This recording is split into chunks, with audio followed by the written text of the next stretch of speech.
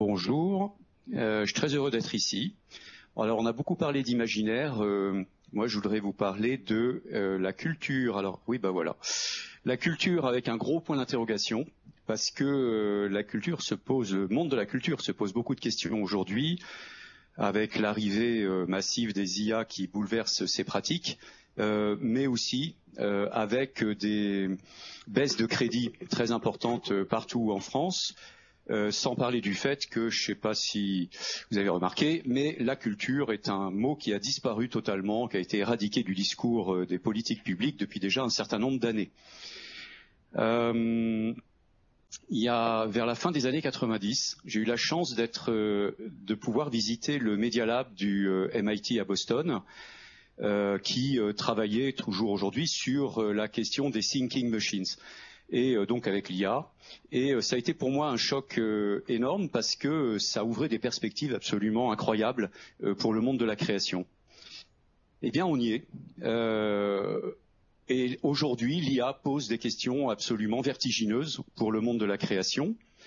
Car que veut dire créer quand les outils sont des outils qui pensent, quand ils sont capables de prendre des décisions par eux-mêmes de façon autonome, qu'ils sont capables de créer tout type de contenu, des textes, des films, des musiques, parfois aussi bien, voire mieux que des humains. Que veut dire créer quand l'objet devient sujet, quand les machines sont capables, enfin les machines, les œuvres plutôt, les machines derrière les œuvres sont capables de vous voir, de vous entendre, de vous analyser, d'analyser votre comportement avec l'apport des sciences cognitives, des neurosciences notamment. Bref, sont capables d'entretenir une relation personnalisée avec vous. Que veut dire créer quand la data devient pigment et que l'IA devient le pinceau, c'est-à-dire quand des nouvelles formes de représentation sont capables de révéler des dimensions cachées du réel, d'augmenter nos perceptions du monde et notre rapport au monde. Vous voyez bien que là, on est sur des questions où le problème, c'est pas de créer plus vite ou mieux avec l'IA. La question, c'est de créer des nouvelles manières de créer avec l'IA, d'imaginer des nouvelles manières d'imaginer. C'est un nouveau paradigme qui s'ouvre, vertigineux, pour le monde de la création. Alors, il y a 25 ans, le public, les artistes, ils n'avaient pas beaucoup accès à ces outils. Alors, on peut mettre peut-être le slide suivant, merci. On a ouvert le Cube à Issy-les-Moulineaux, premier centre de création numérique en France. Et le Cube a soutenu plus de 5000 artistes de la scène internationale des arts numériques, plus de 500 productions, a formé beaucoup de jeunes au numérique, créatifs et citoyens.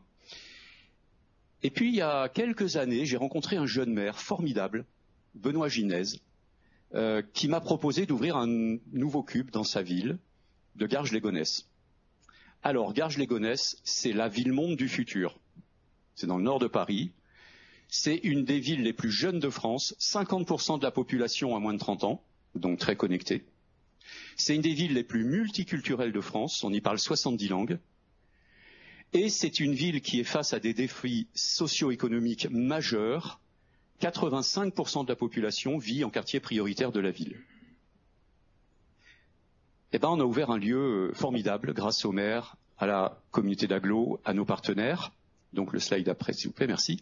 Donc on est passé sur un lieu de 10 000 mètres carrés, entièrement dédié aux nouvelles formes de création, aux arts numériques, aux émergences, à l'empowerment citoyen, aux pratiques créatives.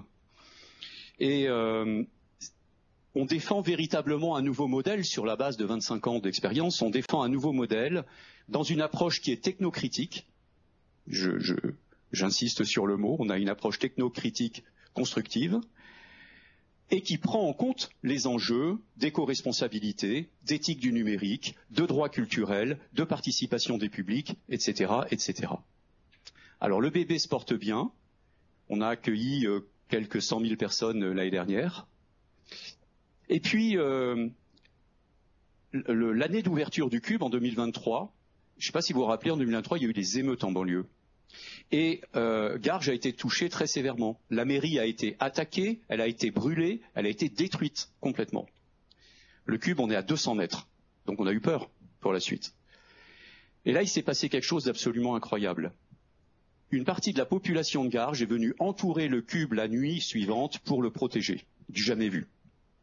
Alors ça n'a pas du tout intéressé les médias, mais pour le cube, pour l'équipe du cube et pour la population qui était présente, on a senti cette nuit-là que derrière le fracas des émeutes, un changement d'échelle était en train de s'opérer à bas bruit. Pour finir, en conclusion, je dirais que ma conviction, c'est que la culture a un immense rôle à jouer pour porter une vision humaniste, responsable et inclusive de la transformation, pour nous aider à dépasser l'horizon de nos imaginaires collectifs et à faire le changement d'échelle. Je vous remercie.